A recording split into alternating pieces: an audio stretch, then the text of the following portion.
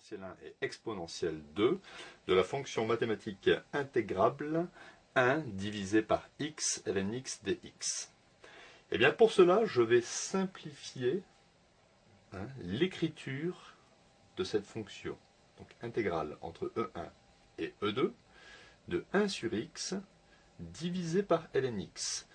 J'ai fait apparaître ici 1 sur x, de sorte que la primitive de 1 sur x divisé par ln x, à partir du moment où u serait égal à ln x, et u', la dérivée, fonction dérivée de ln x, c'est 1 sur x, je m'aperçois qu'ici, j'ai du u' sur u. Et la primitive de u' sur u, c'est ln de u. Donc, je vais écrire la primitive de cette fonction. C'est ln de u, avec u est égal à ln x. Donc, à prendre entre exponentielle 1 et exponentielle 2.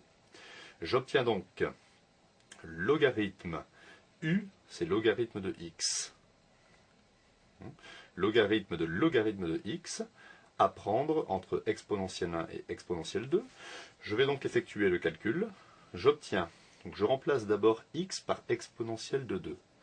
Donc logarithme de exponentielle de 2, moins, et ensuite je remplace x par exponentielle de 1.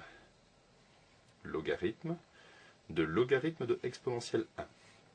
Ainsi, logarithme de exponentielle de 2, j'obtiens 2.